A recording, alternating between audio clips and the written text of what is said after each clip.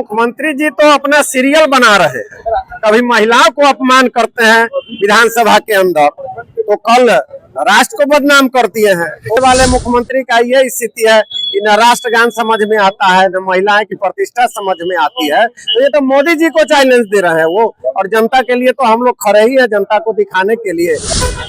आज घोष यात्रा का शुभारंभ किया गया है। आगामी चुनाव को देखते हुए जन जन तक जनसुराज की बात को पहुंचाने के लिए यह जनसुराज घोष यात्रा का शुभारंभ पूरे बिहार में किया गया, और उसी के अवसर पर आज मुजफ्फरपुर जिले के जिला कार्यालय खबरा स्थित कार्यालय पर आए हुए तमाम साथी बिहार के बदलाव के लिए, लड़ाई के लिए इस व्यवस्था को प्रारंभ कर दिए हैं। तो शिक्षा, रोजगार और पढ़ाई के लिए भी जनसुराज आगे आ रही है। जब शिक्षा मिल जाएगा बिहार के बच्चों को, रोजगार मिल जाएगा और स्वास्थ्य की व्यवस्था अपने यहाँ हो जाएगी, तो पलायन रुक जाएगी। और पार्टियां पलायन की बात करती है, लेकिन होता कुछ नहीं है। इसलिए हम लोग अपना नारा चुनाव से 6 महीना साल भर पहले ही देकर लोगों को विश्वास में लेकर और बिहार के बदलाव के लिए आगे बढ़े। मुख्यमंत्री के द्वारा राष्ट्रगान का अपमान किया गया है।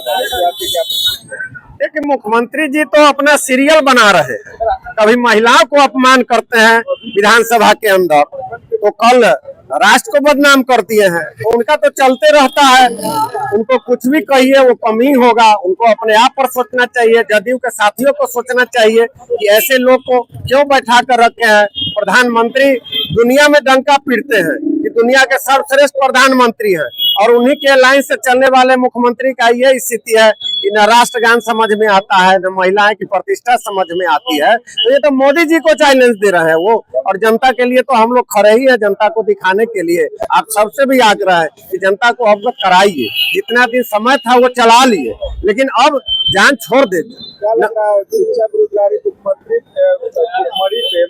का ताली बजाना किया जाता है क्या?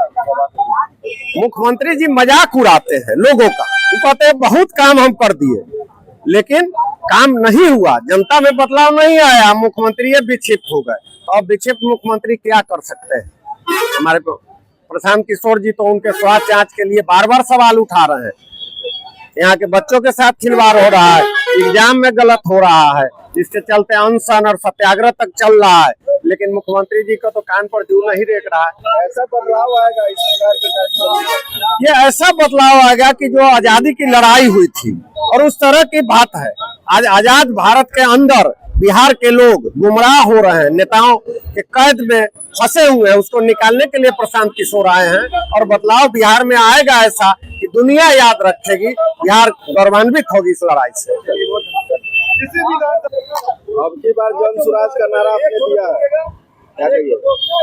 कोई शक है क्या?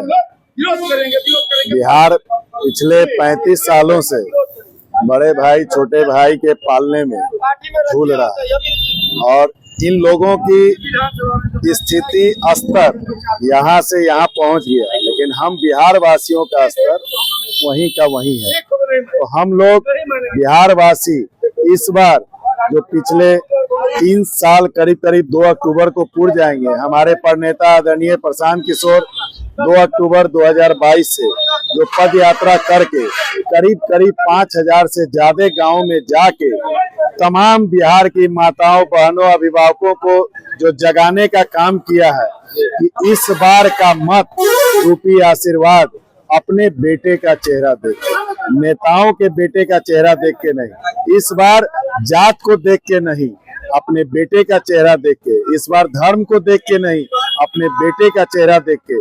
चूंकि आज तक जिस चीज के लिए वोट मांगा वो काम हुआ, बिहार की बदहाली दूर नहीं हुई। बिहार की शिक्षा व्यवस्था, स्वास्थ्य व्यवस्था, बिहार से पलायन का जो दर्द है, आप सभी लोग तो पुराने साथी हैं। कोरोना काल में आप लोग टावर चौक पे घूम घूम के उस मतलब त्रासदी को कहिए उसका विजुअल बनाते थे। तो ये दंश है बिहार का कि बिहार की पहचान पर्व के पहले ट्रेन में कूच के बिहार आने की और पर्व के बाद ट्रेन में कूच के बिहार से बाहर जाके नौकरी करने की।